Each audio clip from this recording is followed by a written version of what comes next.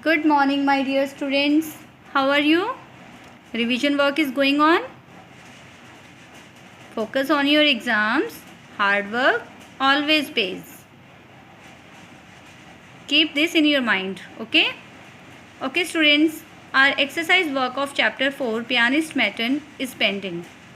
We will do it later. Later means after reading chapter 6, we will do it complete, okay? Because there are determiners and this is very important topic. I will explain you in brief. But determiners will not come in your exams. This is not included in your syllabus, okay? So no need to be panic कि ma'am आपने तो करवाया नहीं, आएगा कि नहीं. जो चीज़ ma'am ने अभी तक नहीं करवाई है, बिकॉज बेटा ये ग्रामर के बहुत ही एक्सप्लेन करने वाले टॉपिक हैं, तो ये आपको ब्रीफ में समझाने के लिए एक पूरा वीडियो बनाना होगा, like tenses. Okay, so let's start the chapter. Here you can see a great personality. Can you see? नाम क्या है इस पर्सन का, इस ग्रेट पर्सनैलिटी का? सरदार वल्लभ भाई Patel.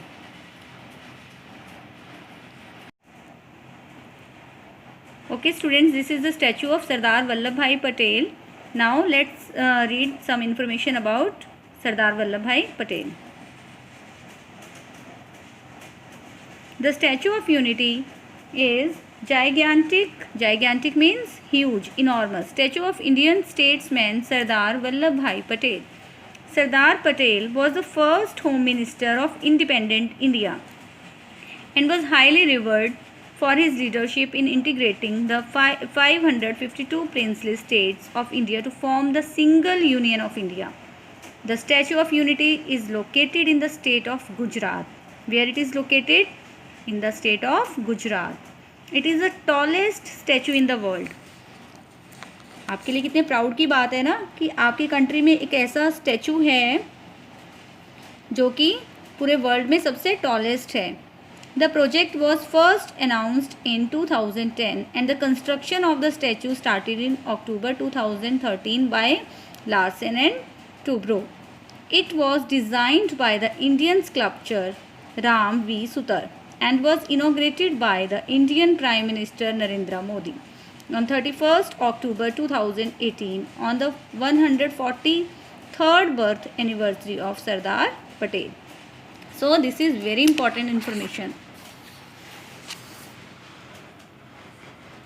Okay students, now move forward to the chapter. India has recently achieved its independence from the British and the new government started to rename the roads and buildings after Indian personalities. Read the story to explore more. Students, as I have told you that the story is about that time when India got independence. क्या हुआ कि India जो है वो British rule से आज़ाद हो गई. India got freedom. अब जो न्यू गवर्नमेंट आई थी, नो डाउट कि ब्रिटिश तो जा चुके थे, ब्रिटिश पीपल हैव गॉन. तो अब जो न्यू गवर्नमेंट में लोग थे तो वो इंडियंस ही होंगे. The new government started to rename the roads. अब उन्होंने क्या किया कि पहले तो जो ब्रिटिश लोग थे उन्होंने रोड्स के नेम, स्ट्रीट्स के नेम, इवन पार्क्स, म्यूज़ियम या कुछ भी जो भी वहाँ पे प्लेसेस थे उनको अपने नेम दिए हुए थे ब्रिटिश लोगों ने, लाइक लॉर्ड माउंटबेटन रोड, तो इस तरह के नेम्स दिए हुए थे. और बिल्डिंग्स को तो जो न्यू गवर्नमेंट आई थी उन्होंने सोचा कि नहीं, अब हमें नेम्स को चेंज करके इनको इंडियन पर्सनैलिटीज़ के नेम में चेंज करना होगा. 4 years people were not aware of the existence of a municipality in Malgudi. Malgudi days क्या आपने एपिसोड्स देखे हैं? Swaminathan, are you aware? Okay, R.K. Narayanan author हैं इस चैप्टर के और उन्होंने बहुत सारी इंडियन स्टोरीज लिखी हैं. 4 years people were not aware of the existence of a municipality in Malgudi. Now we are talking about Malgudi place. Have you heard about Malgudi? Malgudi days. Have you seen the episodes of Malgudi? Swaminathan is a boy. This chapter is written by Indian author R.K. Narayanan. He is a very famous author और उनकी stories बहुत अच्छी होती हैं, interesting, कुछ ना कुछ हमें नॉलेज देती हैं. Okay. The municipality kept itself in the background and remained so till the country got its independence. Municipality. What do you understand by municipality? आपने सुना होगा municipality ने ये काम नहीं किया या ये काम बहुत अच्छा किया है. Can you tell me? How can you tell me? Sorry. Okay. Municipality is a group of people, council of people, जो कि एरिया के लिए कुछ अच्छा करते हैं, स्ट्रीट्स को क्लीन रखते हैं, ड्रेन सिस्टम को प्रॉपर मैनेज करते हैं. तो उनका क्या वर्क होता है म्यूनसिपैलिटी का कि अपने एरिया को अच्छे से टेक केयर करना. But before independence they kept it self in the background, कि उन्होंने अपने आप को ज़्यादा आगे नहीं किया, उन्होंने इतना वर्क नहीं शो किया, क्योंकि ब्रिटिश पीपल वो अपनी ही मनमानी करते थे, वो अपनी मर्ज़ी करते थे, तो वो इतनी इंपॉर्टेंस नहीं देते थे इंडियन पीपल को. And remained so till the country got its independence. But lo and behold, on 15 August 1947, they swept the streets, cleaned the drains and hoisted flags all over the place. But now they got the chance to show their patriotic feelings to the country. अब वो बहुत ज़्यादा excited हो गए थे independence के बाद. तो म्यूनसिपैलिटी ने क्या किया, सबसे पहले उन्होंने गलियों को, स्ट्रीट्स को साफ़ करवाया, ड्रेन्स को क्लीन करवाया, हर जगह इंडियन फ्लैग्स को होइस्ट किया. But the municipal chairman said, I feel we have not done enough. Now here we are talking about municipal chairman, और वो नरेटर को क्या बोल रहे हैं, what he is saying to narrator. Who is narrator? Who writes the story. जो story write करता है, जिसने ये सारा कुछ लिखा हुआ है, उसको हम नरेटर बोलते हैं. फाइन. तो म्यूनसिपल चेयरमैन जो है वो नरेटर को क्या कहता है, I feel we have not done enough, कि हमने चलो स्ट्रीट्स को क्लीन करवा दिया, ड्रेन्स को क्लीन करवा दिया, फ्लैग होस्ट करवा दिए, but I am not satisfied. I feel we have not done enough, कि मुझे नहीं लगता कि हमने कुछ ज़्यादा काम किया है. I used to visit him almost every day. Now narrator is talking about himself. अब नरेटर जो है वो अपनी बात कर रहा है कि मैं वहाँ पर म्यूनसिपल चेयरमैन के ऑफिस में डेली जाता था, trying to make a living out of news reports to a paper which paid me 2 rupees for each inch of published news. तो नरेटर रिपोर्टर की जॉब करते थे, जिनके लिए उनको हर इंच की न्यूज़ के लिए 2 रुपीज़ मिलते थे. तो वो डेली म्यूनसिपल चेयरमैन के ऑफिस में जाते थे कुछ न्यूज़ के लिए, कि कुछ नया मिले. Enough of what, I asked. Then narrator is asking to municipal chairman that enough of what, अब क्या चाहते हैं, मतलब I can't understand what are you saying, कि ठीक है सब कुछ हो रहा है, स्ट्रीट्स क्लीन हो रही हैं, ड्रेन्स क्लीन हो रहे हैं, तो आप और क्या चाहते हैं, what do you want more. Nothing to mark off the great event, he said brooding and then announced. Brooding means, here is the meaning of brooding, thinking about something. Now the chairman was thinking about something and then announced, then he spoke, come what may, I am going to do something great.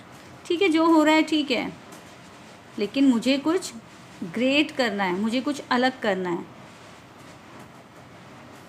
He called up an extraordinary meeting of the council. Then he called all the people of his council. जो भी municipality में काम करते थे, तो उन्होंने एक सबकी मीटिंग बुलाई. एंड हॉरेंट देम, और सबको क्या किया, harangue mean gave a loud speech, एक बहुत ही लाउड स्पीच उन्होंने दी सबको बुला के. This word is called harangue, loud speech. And at once they decided to nationalise the names of all the streets and parks in honour of the birth of independence. और क्या announce किया उन्होंने सब members को council के, कि हमें जितनी भी स्ट्रीट्स हैं, पार्क्स हैं, सबको अपने इंडिया के लोगों के नेम पे हमने उनको रखना है. अब हमें आज़ादी मिल गई है, तो उसके ऑनर पे हमने क्या करना है, we have to nationalise the names of all the streets and parks. Nationalise means पहले तो ब्रिटिश लोग अपने नाम से उनको कर गए, लेकिन अब हमें उन्हें इंडियन नेम्स में रिप्लेस करना है. At the corner of Lale Extension and Market there used to be a statue. People had got so used to it that they never bothered to ask whose it was or even to look up. Now, chairman is saying that there is an extension that is called Lale Extension. You can see here, he is a British man, Lale, Frederick Lale. लेकिन वो कहते हैं कि ये बनाया तो इस पे पैसा भी बहुत लगा है बनाने पे, लेकिन पीपल जो हैं, लोग जो हैं, इसको बॉदर ही नहीं करते हैं कि किसका है. इवन वो ऊपर भी नहीं देखते हैं कि ये स्टैचू किसका है. As a perch. What is the meaning of perch? Birds come and sit on the statue, कि बर्ड्स आते हैं और स्टैचू के ऊपर बैठ जाते हैं. This is the only use of it. The chairman suddenly remembered that it was the statue of Sir Frederick Lale. The extension had been named after him. तभी सडन ही चेयरमैन को याद आता है कि ये स्टैचू जो है वो सर फेडरिक लॉले का है. He was a British person. और ये स्टैचू को, ये एक्सटेंशन उन्हीं के नाम पर बनी है. Now it was change to Gandhinagar, कि अब इसका नाम लॉले एक्सटेंशन से चेंज होके गांधीनगर बनना चाहिए, कि जो इस एरिया का नाम है वो गांधीनगर होना चाहिए, not Lawley extension. And it seemed impossible to keep Lawley statue there any no longer and I don't want to keep this statue in my area. Chairman क्या विश करते हैं कि अब मुझे ये स्टैचू अपने एरिया में नहीं चाहिए. The council unanimously resolve to remove it. What is the meaning of unanimously? With complete agreement. Everybody was agreed to remove it, कि ठीक है चेयरमैन ने बोला है तो अब इसको हमें रिमूव करना है. The next morning the council with the chairman surrounded the statue triumphantly. Triumphantly क्या होता है कि जैसे उनको एक ग्रेट विक्ट्री मिल गई है, तो वो सब लोग जो हैं वो स्टैचू के आसपास खड़े हो जाते हैं. They gathered near the statue. They now realized their mistake. अब उनको अपनी मिस्टेक रियलाइज़ होती है. The statue towered 20 feet above them. ये स्टैचू उनसे 20 feet हाइट पे था. And seemed to arise from a pedestal of molten lead. What is the meaning of pedestal? Pedestal means a base or support on which a statue is mounted, कि जहाँ पे एक statue को बनाया जाता है उसका base, foundation. It stood with the firmness of a mountain.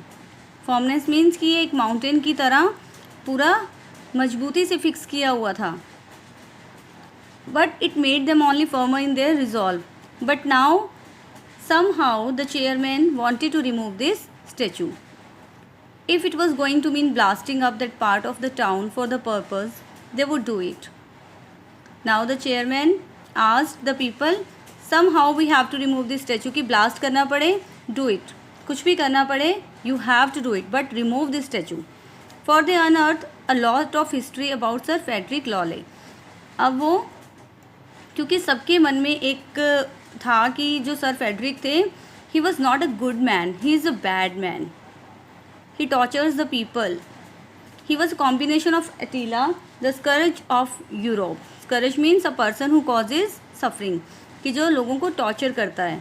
Europe का में एक ऐसा ही रूलर था, पर्सन था जो कि टॉर्चर करता था वहाँ के लोगों को. And Nadir Shah with the craftiness of Machiavelli. Machiavelli means someone who uses clever plans to achieve what she और ही वांट्स. यानी वो भी नादिर शाह जो था, he was a very cruel person. तो उससे कंपेयर किया गया था सर फेडरिक को कि उन्हीं की तरह बहुत ही ज़्यादा टॉर्चर करता था लोगों को, बहुत ही ज़्यादा बैड मैन था ये जो सर फेडरिक थे. तो मुझे तो इसका स्टैचू नहीं चाहिए. So he gave order to remove this statue. Now people drop there normal occupations, कि लोगों ने अपने काम छोड़ दिए. अब जो म्यूनसिपल चेयरमैन थे उनका ऑर्डर था कि किसी तरह इस स्टैचू को रिमूव कर दिया जाए. So people drop there normal occupations and loitered around the statue. Loitered means कि without any reason they were moving here and there, कि उनको कोई मतलब नहीं था, लेकिन वो एक एक्साइटमेंट के लिए, एक मज़े के लिए वहाँ पे आसपास घूम रहे थे कि देखते हैं ये स्टैचू कैसे रिमूव होगा. Wondering how they could have tolerated it for so many years. अब उनको, लोगों को पहले तो पता नहीं था किसका स्टैचू है, क्योंकि उन्होंने तो कभी देखा भी नहीं था, कभी इतना ध्यान से देखा भी नहीं था. They never concentrated on the statue कि ये स्टैचू किसका है. But now they now come to know about sir Frederick. तो अब उनको पता लग गया और वो सोच रहे थे हम इस स्टैचू को कितने सालों से टॉलरेट कर रहे थे, कि जिसने इतना ज़्यादा टॉर्चर किया लोगों को, हम उसके स्टैचू को कितना टॉलरेट कर रहे थे यहाँ पे. The gentleman seem to smile mockingly at them now with his arms locked behind and his sword dangling from his belt. Gentlemen, now we are talking about Sir Frederick statue. कि देखो उनकी smile कैसी है, कि जैसे वो लोगों का मजाक उड़ा रहे हैं. मोकिंगली मीन्स कि इन अ फनी वे, कि वो किस तरह से उनकी स्टैचू में जो स्माइल है कितनी फ़नी है. With his arm locked behind and his sword dangling from his belt. Dangling means hang, लटकाना. तो उनकी तलवार देखो किस तरह से जो है वो उनकी बेल्ट के साथ it was dangling. Look here.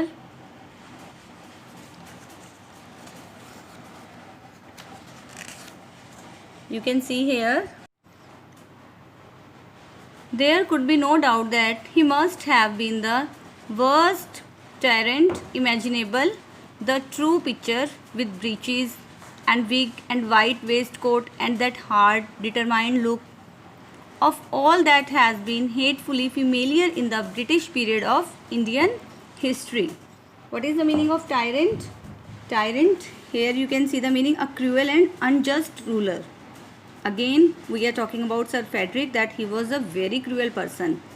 He always punished the people, tortured the people. The true picture, कि जो उनकी सच्चाई है वो ये है कि वो लोगों को टॉर्चर करते थे with breeches. Here is the meaning of breeches. Short pants fastened just below the knees. तो उनका ड्रेसअप कैसा था कि वो शॉर्ट्स पहनते थे and wig and white waistcoat and that hard determined look. Determined look भी एक बड़ा ही उनके चेहरे पर attitude. And all that has been hatefully familiar in the British period of Indian history, कि ये इंडियन हिस्ट्री में बड़ा ही वो रहा है जब ब्रिटिश पीरियड था, कि मतलब पूरा लोग हेट करने लग गए थे कि इतना टॉर्चर उन लोगों ने उस टाइम पे सहा है. They shuddered when they thought of the fate of their ancestors who had to bear the tyranny of this man. Shuddered means trembling, कि वो कांप जाते थे जब उनको पता चलता था कि हमारे जो एंसेस्टर्स थे, हमारे जो दादा परदादा, हमारी जो प्रीवियस जनरेशन थी, उन्होंने कितना ज़्यादा बेयर किया इस चीज़ को, कितना ज़्यादा सहा है. तो they were trembled to think about the British rule, कि उन्होंने कितना ज़्यादा टॉर्चर किया है, कितना ज़्यादा फ़ायदा उठाया है. तो ये इमेजिन करना भी बिल्कुल ही, जब वो इमेजिन करते हैं कि क्या हुआ होगा हमारे यंगस्टर्स के साथ, तो वो कांप जाते थे.